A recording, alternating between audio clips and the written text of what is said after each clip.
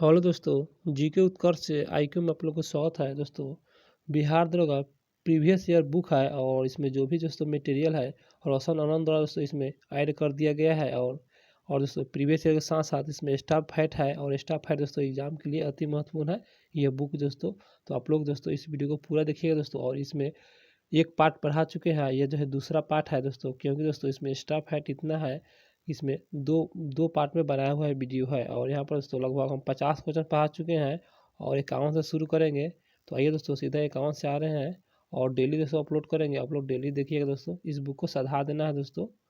तो यहाँ पर दोस्तों 51 से शुरू करेंगे क्वेश्चन और स्टाफ फैट भी पढ़ाएंगे। तो आप लोग मेरे चैनल को सब्सक्राइब कर लीजिएगा।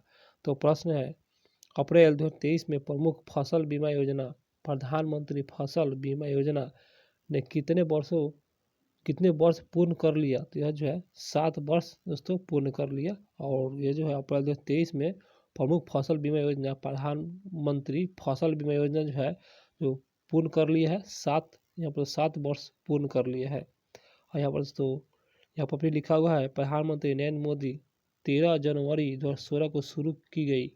यह जो है प्रधानमंत्री नरेंद्र मोदी द्वारा 13 जनवरी 2016 को शुरू की गई प्रधानमंत्री फसल बीमा योजना।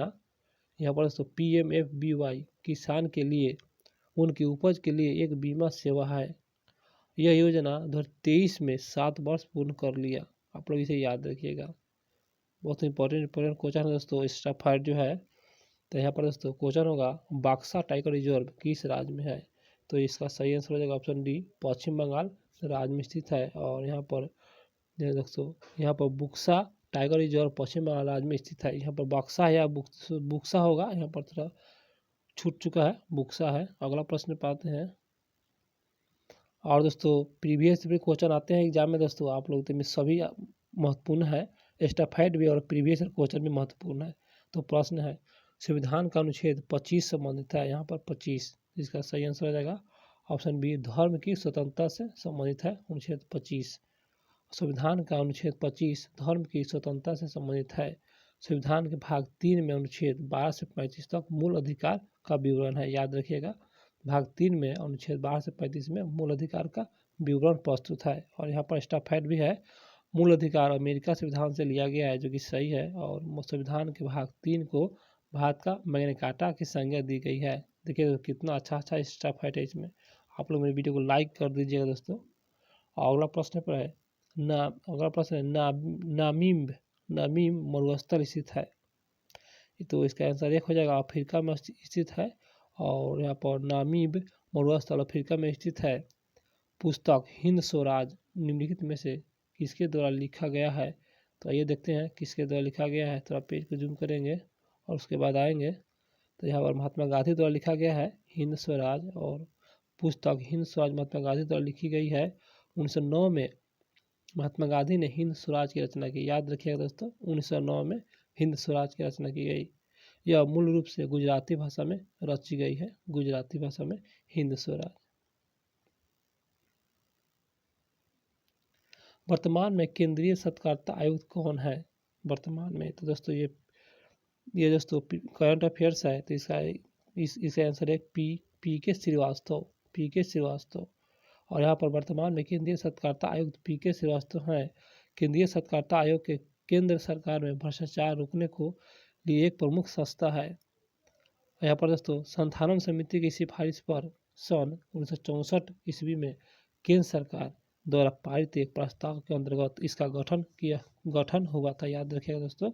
संस्थानम समिति की सिफारिश पर ही 1964 में केंद्र सरकार द्वारा पारित एक प्रस्ताव के अंतर्गत इसका गठन हुआ था। अगला प्रश्न पे आते हैं, 57 नंबर क्वेश्चन। संसद के दोनों सदनों की संयुक्त बैठक के लिए गणपूर्ति चाहिए बैठक के लिए? तो सी हो जाएगा इसका आंसर, दोनों सदनों के कुल सदस्यों के 1/10 दोस्तों आवश्यक है। तो यहाँ पर स्टाफ फैट है और स्टाफ फैट को देखेंगे दोस्तों, यही तो बहुत इंपॉर्टेंट है एग्जाम की दृष्टि से। संसद के दोनों सदनों की संयुक्त बैठक के लिए गणपूर्ति दोनों सदनों की कुल सदस्य संख्या का 1/10 होना चाहिए, जो कि सही है। यहाँ पर दोस्तों कोरम या गणपूर्ति सदस्य, यहाँ पर कोरम भी कह सकते हैं या गणपूर्ति कह सकते हैं, बात सेम ही है। सदस्यों की न्यूनतम संख्या जिनकी उपस्थित से सदन का कार्य संपादित होता है अर्थात चलता है। और प्रत्येक सदन में पीठासीन अधिकारी समेत कुल सदस्यों का 10वां हिस्सा होता है। पीठासीन अधिकारी समेत यहाँ पर देख लीजिएगा कुल सदस्यों का 10वां भाग। ये सब दोस्तों फैक्ट है, याद रखिए। अगला प्रश्न है, भारत प्रति वर्ष आर्थिक सर्वेक्षण कौन प्रकाशित करता है?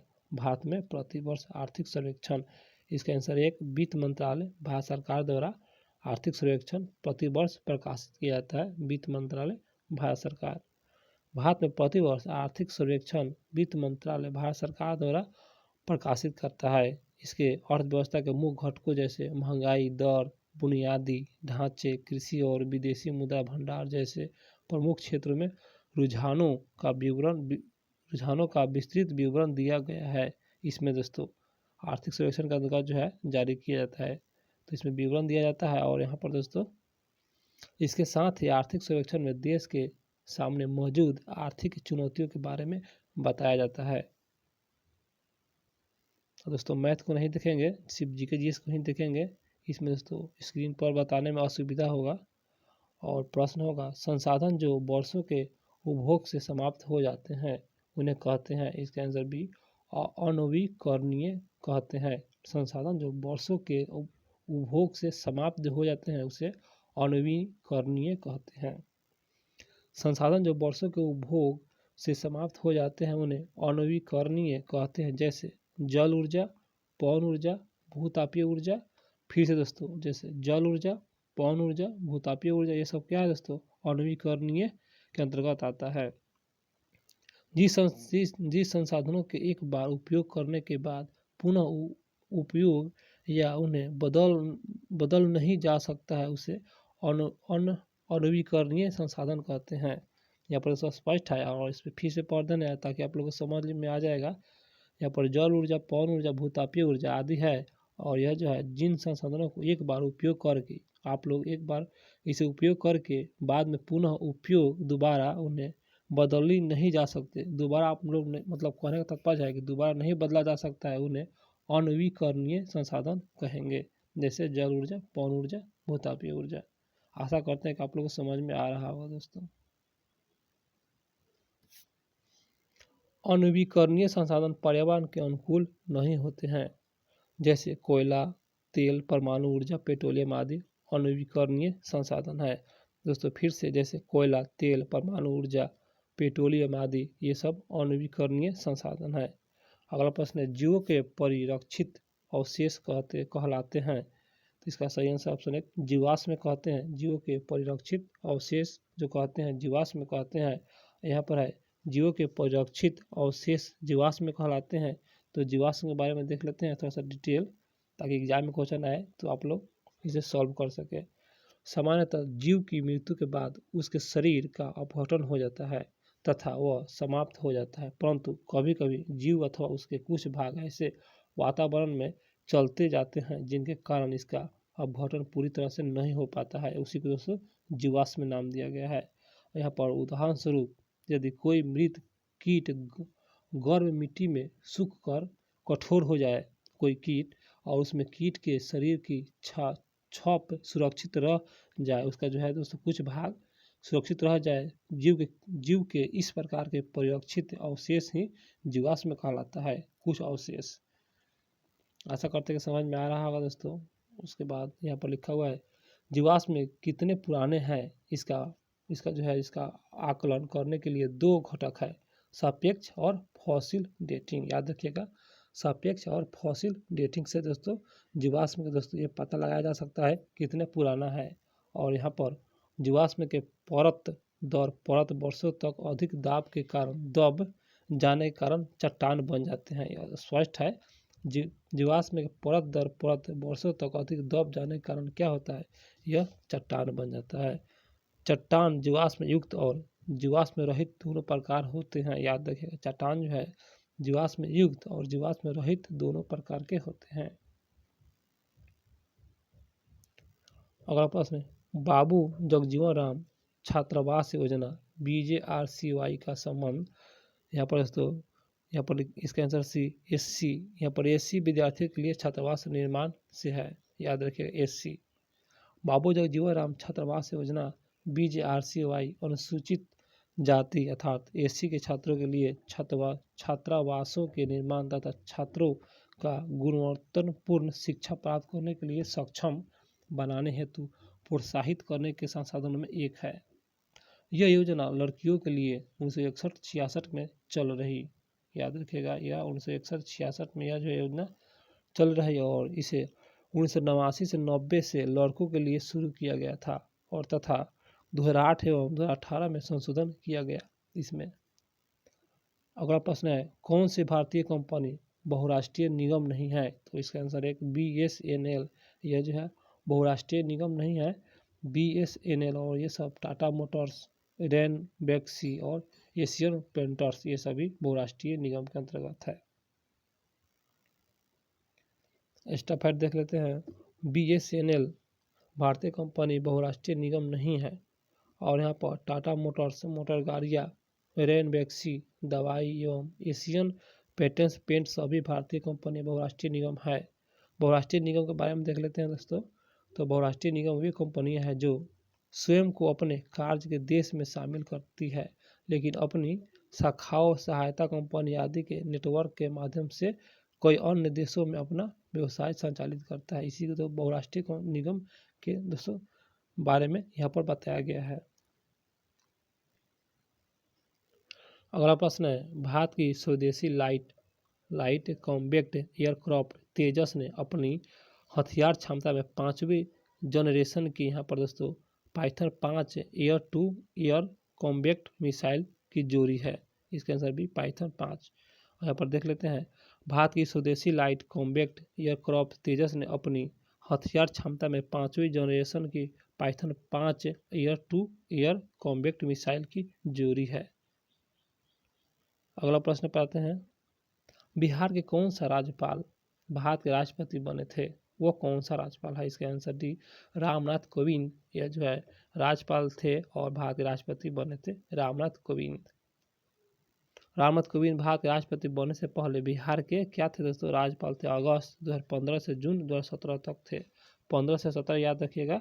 यह रामनाथ कोविंद को जो राज्यपाल थे 15 से 17 तक, और ये भारत के 14वें राष्ट्रपति के पद पर 2017 से 2022 तक रहे। 17 से 22 तक उनका जो है भारत राष्ट्रपति बन चुके हैं और 14वें क्रम के हैं। नापथा Jhakri hydel power project Bharat के किस राज्य में स्थित है? इसका सही आंसर हो जाएगा ऑप्शन 1 हिमाचल प्रदेश राज्य में है नापथा झाकरी हाइडेल पावर प्रोजेक्ट। नापथा Jhakri hydel power project Bharat के हिमाचल प्रदेश राज्य में है और नापथा झाकरी परियोजना सतलज नदी पर हिमाचल प्रदेश में अवस्थित है। चमगादड़ तथा पक्षी के पंख, बहुत फेमस क्वेश्चन है। इसका भी समृद्धि का अंग होता है। यह जो है समृद्धि का अंग है। चमगादड़ पक्षी का पंख समृद्धि है दोस्तों, और चमगादड़ तथा पक्षी के पंख समृद्धि अंग है। यहाँ पर समृद्धि अर्थात समरूप एक ही कहते हैं, समृद्धि को ही समरूप कहते हैं। पक्षी एवं चमगादड़ के पंख को बारीकी से देखने पर पता लगता है कि चमगादड़ के पंख मुख्यतः उनकी दीर्घित अंगुली के माध्यम के त्वचा के फैलाव से बनता है, परंतु पक्षी के पंख उसकी पूरी अग्र बाहु की त्वचा के फैलने से बना है। उसके बाद यहाँ पर लिखा हुआ है, और उसके बाद आगे देख लेते हैं, परंतु पक्षी के पंख उसकी पूरी तरह अग्र बाहु की त्वचा के फैलने से बना है जो परों से ढकी रहती हैं, और अतः दो पंख के अभिकल्प उनकी संरचना एवं संगठनों में बहुत अंतर है। वे एक जैसा दिखाई देते हैं क्योंकि वे उनके उड़ने के लिए उसका उपयोग करते हैं, परंतु सभी उत्पत्ति पूर्णतः समाप्त नहीं है। इसके कारण यह उन्हें समरूप अभिलक्षण बनाता है, न कि समजात अभिलक्षण। इंडियन नेशनल कांग्रेस का प्रथम अध्यक्ष कौन था? इसका आंसर सी हुआ वुमेन्स चंद्र बनर्जी। यहाँ पर वुमेन्स चंद्र बनर्जी इंडियन नेशनल कांग्रेस के प्रथम अध्यक्ष चंद्र बनर्जी है। और अगला फैक्ट पर आते हैं दोस्तों, तो यहाँ पर लिखा हुआ है इंडियन नेशनल कांग्रेस के प्रथम अध्यक्ष वुमेन्स चंद्र बनर्जी थे और भारतीय राष्ट्रीय कांग्रेस की स्थापना एक अवकाश प्राप्त अंग्रेज ICS अधिकारी है इलन ऑक्टेवियन हूम, यहाँ पर हूम, और इन्हीं के द्वारा 1885 में किया गया था। और दोस्तों इस अर्थात एओ हुम कहते हैं, आप लोग क्लूशन में दिया होगा एओ हुम, तो इसका पूरा है एलन ऑक्टेवियन हुम, और 1885 में किया गया था भारतीय राष्ट्रीय कांग्रेस के स्थापना। और यहाँ पर दोस्तों स्टफ फैक्ट है, इसका प्रथम जो बैठक हुआ था 28 दिसंबर 1885 को बम्बई में ग्वालियर टैंक में स्थित गोकुल दास तेजपाल संस्कृति कॉलेज में हुआ था। गोकुल दास तेजपाल संस्कृत कॉलेज में हुआ था और बम्बई में ग्वालियर टैंक में स्थित 28 दिसंबर 1885 में हुआ था। अधिवेशन के प्रथम अध्यक्ष बिमेश चंद्र बनर्जी और सचिव ए ओ हुम थे। सचिव जो थे ए ओ हुम थे और यहाँ पर अध्यक्ष बिमेश चंद्र बनर्जी थे। E20 क्या है? तो डी, इसका आंसर डी, एल्कोहल मिश्रित पेट्रोल है। एल्कोहल मिश्रित पेट्रोल है। तो यहाँ पर स्टफ फैक्ट भी देख लेते हैं। E20 एल्कोहल मिश्रित पेट्रोल है और E20 पेट्रोल के साथ 20% एल्कोहल का मिश्रण, 20% एल्कोहल। प्रधानमंत्री नरेंद्र मोदी ने 6 फरवरी 2023 को बेंगलुरु में कर्नाटक में भारत ऊर्जा सप्ताह IEW के दौरान E20 फ्यूल को लॉन्च किया। बहुत फेमस है, यहाँ पर दोस्तों भरना है। तो दोस्तों मेरे चैनल को सब्सक्राइब नहीं किया है तो कर लीजिएगा। तो यहाँ पर प्रश्न है, भरना है, यहाँ पर यह है इसका आंसर एक हो जाएगा। नाइट्रोजन एक आवश्यक तत्व है जिनका उपयोग प्रोटीन के संश्लेषण में किया जाता है। नाइट्रोजन एक आवश्यक तत्व है जिनका उपयोग प्रोटीन के संश्लेषण में किया जाता है, जो कि सही है। और उसके बाद नाइट्रोजन तत्व पादप द्वारा कैल्शियम, सल्फर, फास्फोरस या अन्य तत्वों की तुलना में अधिक मात्रा में प्रयोग किया जाता है। नाइट्रोजन पादपों को मुख्यतः न्यूक्लिक अम्ल, प्रोटीन तथा अन्य नाइट्रोजनीय पदार्थों के संश्लेषण हेतु किया जाता है। वातावरण में 78% नाइट्रोजन है, परंतु पादप इसे गैस के रूप में न लेकर नाइट्रेट व नाइट्राइट्स के रूप में प्रयोग करती है। अंतर्राष्ट्रीय शांति दिवस मनाया जाता है, तो आइए देखते हैं। तो इसका सही आंसर ऑप्शन है 21 सितंबर को अंतर्राष्ट्रीय शांति दिवस मनाया जाता है। 21 सितंबर अंतर्राष्ट्रीय शांति दिवस प्रत्येक 21 सितंबर को मनाया जाता है। 21 सितंबर 2023 को अंतर्राष्ट्रीय शांति दिवस मनाने जाने की घोषणा की गई, जिसकी थीम शांति के लिए कार्रवाई, वैश्विक लक्ष्यों के लिए हमारा महत्वाकांक्षा। बड़े स्क्रीन पर जेम्स बॉन्ड की भूमिका निभाने वाले प्रथम अभिनेता कौन थे? इसका आंसर है शॉन कॉनरी। बड़े स्क्रीन पर जेम्स बॉन्ड की भूमिका निभाने वाले प्रथम अभिनेत्री शॉन कॉनरी थे। शॉन कॉनरी ने यहाँ पर 1962 में बड़े पर्दे पर पहले जेम्स बॉन्ड की भूमिका निभाई थी 1962 में। और इयान फ्लेमिंग द्वारा निर्मित बॉन्ड श्रृंखला दुनिया भर में सिनेमाई रोमांच के लिए स्वर्ण मानक बनी हुई है। भारतीय संविधान में कौन सा अनुच्छेद सर्वोच्च न्यायालय के बारे में है? तो यहाँ पर सर्वोच्च न्यायालय के बारे में कौन सा अनुच्छेद है? तो यहाँ पर इसका आंसर बी 124 अनुच्छेद है, जो कि यह सर्वोच्च न्यायालय के बारे में बताता है। भारतीय संविधान का अनुच्छेद 124 सर्वोच्च न्यायालय के बारे में बताता है। सर्वोच्च न्यायालय के संबंधित प्रावधान संविधान के भाग 5 के अध्याय 4 के अनुच्छेद 124 से 147 तक वर्णित है। और उसके बाद इन अनुच्छेदों में सर्वोच्च न्यायालय ने गठन, स्वतंत्रता, न्याय क्षेत्र, शक्तियों का आदि का उल्लेख किया गया है।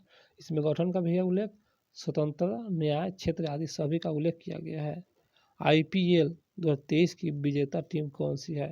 तो इसका आंसर दोस्तों बी, तो यह जो है चेन्नई सुपर किंग है।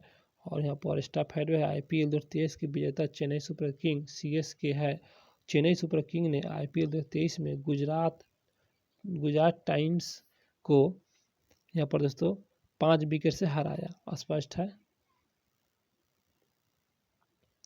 75वां क्वेश्चन है दोस्तों, गांधी जी ने सत्याग्रह आंदोलन प्रारंभ किए थे। तो यहाँ पर दोस्तों यहाँ पर लिखे Gandhi ji started the satyagraha movement, इसका आंसर बी।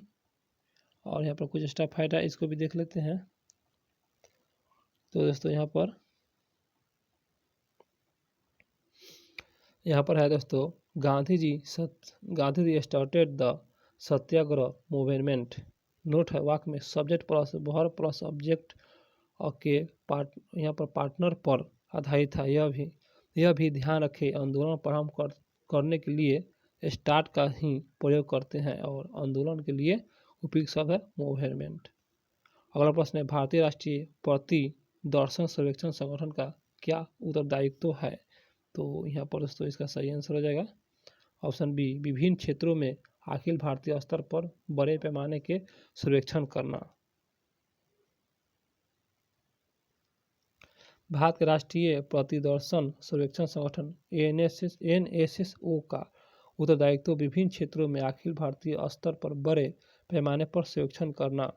एनएसएसओ एक राष्ट्रव्यापी संस्था है। इसका स्थापना 1950 में देश के आंकड़ों संबंधी आवश्यकताएं पूरी करने के लिए और राष्ट्रीय आय तथा अन्य संबंधित आंकड़ों का अनुमान लगाने के लिए एवं बड़े पैमाने पर सर्वेक्षण करने के उद्देश्य दोस्तों यह जो है से की गई है। इसका स्थापना एनएसएसओ 1950 में स्थापना किया गया है। अगला प्रश्न, भारत सरकार का प्रथम लॉ ऑफिसर है, तो इसका आंसर सी, अटॉर्नी जनरल। दोस्तों यह जो है प्रथम लॉ ऑफिसर कहते हैं इन्हें अटॉर्नी जनरल को। तो यहाँ पर भारत सरकार का प्रथम लॉ ऑफिसर अटॉर्नी जनरल अर्थात इन्हें महान्यायवादी का दर्जा दिया गया है। अटॉर्नी जनरल को महान्यायवादी संविधान के अनुच्छेद 76 के अनुसार महान्यायवादी के पद पर प्रावधान किया गया है। याद रखिएगा अनुच्छेद 76 के तहत महान्यायवादी का कोई निश्चित कार्यकाल नहीं होता है, जो कि सही है, नहीं होता है निश्चित कार्यकाल, और महान्यायवादी का कोई निश्चित काल नहीं होता है और यह राष्ट्रपति के प्रसाद पर प्रयत्न धारण करता है। वर्तमान में भारत के महान्यायवादी आर.के. वेंकटरमन है। एनवीएस यहाँ 01 एक है, तो इसका आंसर डी, यह उपग्रह है। एनवीएस 01 यह एक उपग्रह है और इसके बारे में देख लेते हैं। एनवीएस 01 एक उपग्रह है। यह उपग्रह इसरो के नेविगेशन सैटेलाइट एनवीएस श्रृंखला के पेडोल की दूसरी पीढ़ी के उपग्रह में पहला है। एनवीएस 01 उपग्रह को GSLV F-12 और व्हीकल्स का उपयोग करके 29 मई 2023 को सफलतापूर्वक लॉन्च किया गया। अगला प्रश्न पर आते हैं 79 नंबर क्वेश्चन, बोसकियाना गुलजार पर एक हिंदी पुस्तक किसके द्वारा संकलित की गई है? तो इसका आंसर बी, यशवंत व्यास द्वारा संकलित की गई है। बोसकियाना गुलजार पर हिंदी पुस्तक यशवंत व्यास के द्वारा संकलित की गई है और यह किताब गुलजार की फिल्म, कविता, दर्शन, जीवन शैली और यहाँ पर नापसंद के माध्यम से उनके जीवन को दर्शाती है।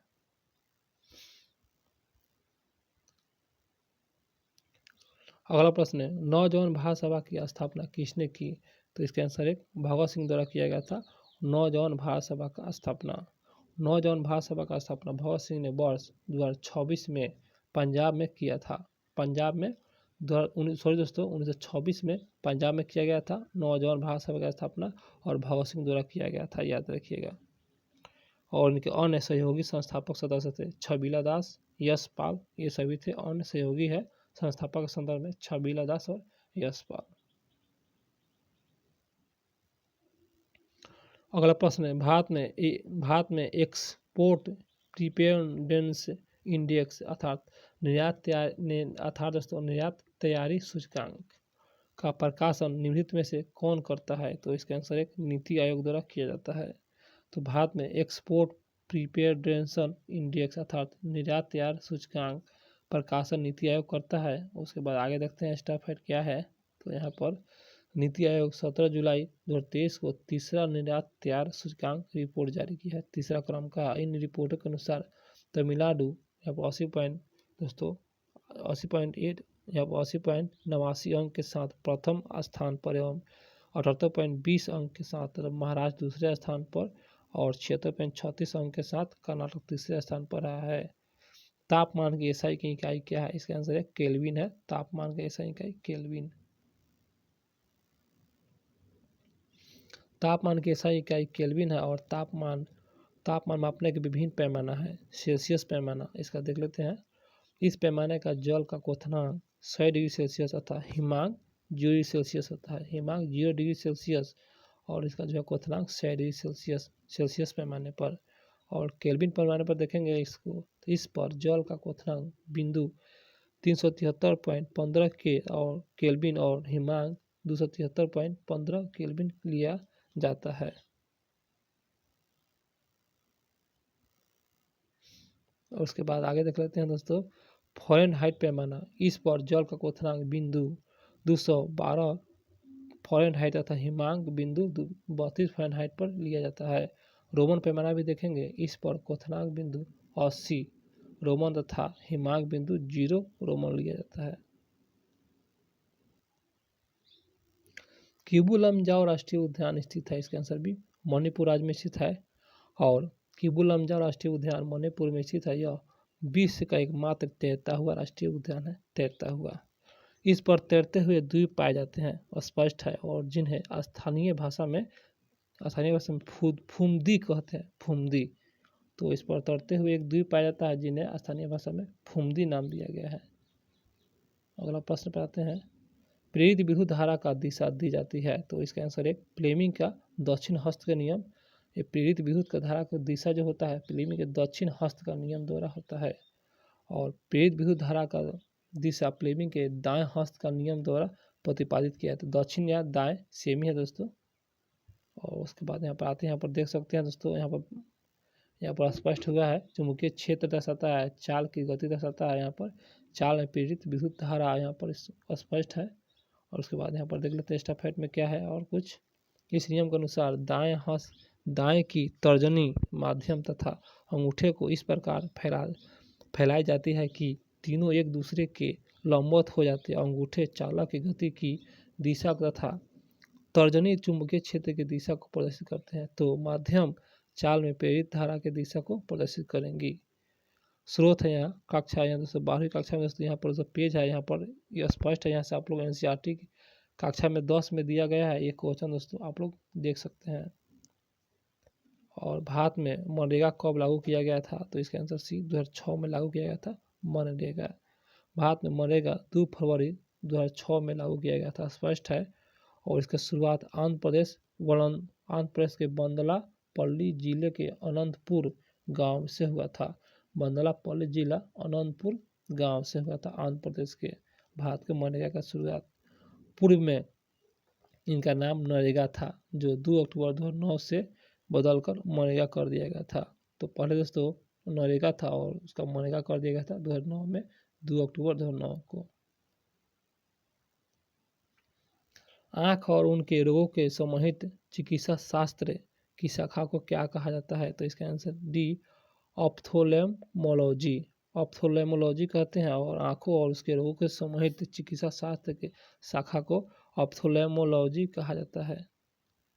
अगला प्रश्न पाते हैं 90 नंबर क्वेश्चन। तो निम्नलिखित में से कौन सा विशेषता खनिज पदार्थों में नहीं पाया जाता है, तो ये जो है खत्म नहीं हो सकता है, जो कि यही इसका आंसर है। और क्वेश्चन है विशेषता है खनिज पदार्थों में नहीं पाया जाता है, तो इसका आंसर सी हो जाएगा। और यहाँ पर देख लेते हैं, खनिज पदार्थ ये खत्म नहीं हो सकता है, विशेष नहीं पाई जाती है। और यहाँ पर और स्टाफेट भी है, खनिज जो है क्षयशील संसाधन है जिसका नवीकरण नहीं किया जा सकता है। भारत में अधिकांश खनिज क्षेत्र प्रायद्वीपीय भारत में पाए जाते हैं। अधिकांश खनिज जो पाया जाता है ना प्रायद्वीपीय भारत में पाया जाता है। जैसे तमिलनाडु क्षेत्र में दोस्तों ये सब पाया जाता है अधिकांशतः। कोरापुट खानों भारत किस राज्य में है, तो इसका आंसर है उड़ीसा राज्य में है। और कोरापुट, और दोस्तों ये किस लिए प्रसिद्ध है देख लेते हैं। कोरापुट जो है खान भारत के उड़ीसा राज्य में है, और यह उड़ीसा में स्थित पंचपतमाली पहाड़ी पर बॉक्साइट के उत्पादन के लिए जाना जाता है। जो कोरापुट है बॉक्साइट के उत्पादन के लिए जाना जाता है, जो कि स्थित है पंचपतमाली पहाड़ी पर। उड़ीसा के अन्य खनिज भी है, क्योझर, सुंदरगढ़, कालाहांडी। क्योझर, सुंदरगढ़ और कालाहांडी ये सभी उड़ीसा का दोस्तों उड़ीसा का दोस्तों यह जो है यह खनिज क्षेत्र है। अगला प्रश्न है, औरंगजेब की मृत्यु हुई थी, इसका आंसर है 1707 में हुआ था, स्पष्ट है। औरंगजेब की मृत्यु 1707 में हुई थी, जो कि सही है। और 3 मार्च 1707 को प्रातःकाल नमाज संपन्न करने के बाद अहमदनगर में औरंगजेब की मृत्यु हो गई थी, अहमदनगर में। और उसके शव को दौलताबाद में स्थित खुलदाबाद नामक स्थान पर ले जाया गया। और वहाँ पर प्रसिद्ध सूफी शेख बुरहानुद्दीन के मकबरे के मकबरे के 4 दीवारों के अंदर उसे दफना दिया गया था। तो दोस्तों यहाँ पर दोस्तों औरंगजेब का जन्म 1608 ईस्वी 1618 में उज्जैन के निकट दोहद नामक स्थान पर मुमताज महल के गर्भ से हुआ था, याद रखिएगा। तो मुमताज महल गर्भ से हुआ था और जन्म हुआ था 1618 ईस्वी में उज्जैन के निकट दोहद में हुआ था। और यहाँ पर दोस्तों ये जो सूफी संत है बुरहानुद्दीन के मकबरे के 4 दीवारों के अंदर दफनाया गया था, याद रखिएगा। जो मकबरा था शेख बुरहानुद्दीन के मकबरा था, याद रखिएगा, फेमस क्वेश्चन है। अगला प्रश्न पाते हैं, किस मूल्य में सरकार फसलों के समर्थन में कौन से मूल्य की घोषणा करती है? तो इसका आंसर है न्यूनतम समर्थक मूल्य घोषणा करती है सरकार। और यहाँ पर दोस्तों सरकार फसलों के समर्थन मूल्य न्यूनतम समर्थक मूल्य की घोषणा करती है। न्यूनतम समर्थक मूल्य को कृषि लागत और मूल्य आयोग की सिफारिश के आधार पर वर्ष में 2 बार तय किया जाता है। वर्ष में 2 बार कृषि लागत और मूल्य आयोग की सिफारिश के आधार पर वर्ष में 2 बार तय किया जाता है। यह किसानों को उसके उत्पादों के लिए गारंटीकृत मूल्य और निश्चय बाजार उपलब्ध कराने के लिए एक सुरक्षित जाल के रूप में करता है। जल के अणुओं की अधर पारगम में झिल्ली द्वारा गति कहलाती है। तो इसके अंदर भी परासरण कहलाती है, परासरण। और यहाँ स्टफेट है, जल के अणुओं की अर्ध पारगम में झिल्ली द्वारा गति परासरण कहलाती है। परासरण की प्रक्रिया में जल विलायक अणु अर्ध पारगम में झिल्ली के द्वारा जल के अधिक सांद्रण वाले क्षेत्र में जल के कम सांद्रण वाले क्षेत्र की ओर गमन करता है। परासरण की प्रक्रिया बिना अर्ध पारगम में झिल्ली के संभव नहीं है। और उसके बाद यहाँ पर देख लेते हैं और कुछ है। परासरण के उदाहरण है कुछ। परासरण द्वारा पौधे में अपने मूल रोम से भूमि से जल अवशोषित करते हैं। पौधे में कोशिका में जल का संचरण परासरण द्वारा ही होता है। पौधे की जो कोशिका में जल का संचालन परासरण के माध्यम से होता है। अगला प्रश्न पाते हैं, अति शुद्धो स्नेह को मरंग है जहाँ नेकु सियान पट। दोस्तों फिर से पढ़ रहे हैं, क्वेश्चन थोड़ा सा और पट्टा है। अति शुद्धो स्नेह को मरंग है जहाँ नेकु सियानपट के बाकी नहीं। पंक्ति में रेखांकित शब्द का अर्थ है, तो इसके आंसर भी तनिक भी चतुराई, इसका यही अर्थ है। और देख लेते हैं, अति शुद्धो स्नेह को मारंग में जहाँ नेकु सियानपक बाकी नहीं। पंक्ति में रेखांकित शब्द नेकु सियानपक का अर्थ निम्न होता है। नेकु तनिक थोड़ा कम और अल्प होता है। नेकु तनिक थोड़ा और अल्प होता है। सियानम चतुराई होता है इसका मतलब। और यहाँ पर देख लेते हैं थोड़ा सा और है। अतः विकल्प के अनुसार तनिक भी चतुराई भी सही उत्तर होगा। उपयुक्त पद रीतिकालीन कवि धनानंद की पंक्ति। ये जो पंक्ति दोस्तों पढ़े थे धनानंद का पंक्ति है, धनानंद, और जिसमें प्रेम की वियोग का पक्ष वर्णन किया गया, प्रेम के बारे में वर्णन किया गया है। अगला क्वेश्चन तो कोइलवर पुल स्थित है। तो इसका सही आंसर ऑप्शन डी, सोन नदी पर स्थित है। कोइलवर पुल सोन नदी पर स्थित है। कोइलवर पुल सोन नदी पर स्थित है और इन पुलों का आधारिक नाम अब्दुल बारी पुल है। अब्दुल बारी पुल है जिसकी स्थापना 1856 में और परिचालन 1862 में शुरू हुआ था। यह पाटना तथा भोजपुर के बीच सड़क रेल मार्ग के लिए जिनकी लंबाई 1440 मीटर है। अगला प्रश्न पाते हैं 58 नंबर क्वेश्चन। IPL 2023 में रॉयल चैलेंज बेंगलोर का कप्तान कौन था? तो इसका answer C, Faf du Plessis. IPL 2023 में रॉयल चैलेंज का बेंगलुरु का कप्तान जो था फाफ डू प्लेसिस था। और 12 मार्च 2022 को पुनः RCB कप्तान विराट कोहली ने घोषणा की यह फाफ डू प्लेमिंग को कमान सौंपेंगे जो RBC के नए कप्तान होंगे। अगला प्रश्न है, अंतर्राष्ट्रीय जैव विविधता दिवस 2023 के थीम क्या थी? तो थीम जो है इसका आंसर है from agreement to action build bank biodiversity. अंतर्राष्ट्रीय जैव विविधता दिवस 2023 के थीम from the agreement to action build bank biodiversity समझौते से करवाई, इसका मतलब होता है। और जैव विविधता का पुनर्निर्माण था। और यहाँ पर देख लेते हैं कुछ और स्टेप है। तो 22 मई को मनाया जाता है और अंतर्राष्ट्रीय जैव विविधता दिवस पृथ्वी पर जीवन को बनाए रखने के लिए जैव विविधता के महत्व के बारे में जागरूकता बढ़ाता है। जैव विविधता दिवस 2022 के थीम सभी जीवन के लिए एक साझा भविष्य का निर्माण 2022 का थीम है। और यहाँ पर गौतम बुद्ध ने धर्म चक्र प्रवर्तन कहाँ से आरंभ किया था? इसके आंसर एक सारनाथ से आरंभ किए थे गौतम बुद्ध ने। गौतम बुद्ध ने धर्म चक्र प्रवर्तन सारनाथ से आरंभ किया था और महात्मा बुद्ध उरुवेला अर्थात वर्तमान बोध गया है और सारनाथ आए। यहाँ पर 5 महाब्राह्मण सन्यासी को अपना प्रथम उपदेश दिए थे। 5 ये टोटल जो ब्राह्मण थे 5 थे और उपदेश दिए थे, इन्हीं 5 को दिए थे और जिसने बौद्ध ग्रंथों में धर्म चक्र प्रवर्तन के नाम दिया जाता है। तो दोस्तों इसमें 100 क्वेश्चन हो चुका है पहला सेट में। तो दोस्तों मेरे वीडियो अच्छा लगा हो तो चैनल को सब्सक्राइब कर लीजिएगा और लाइक भी कर दीजिएगा दोस्तों। और दोस्तों फिर मिलते हैं फिर अगले सेट में, तो मेरी वीडियो को लाइक और सब्सक्राइब जरूर कीजिएगा।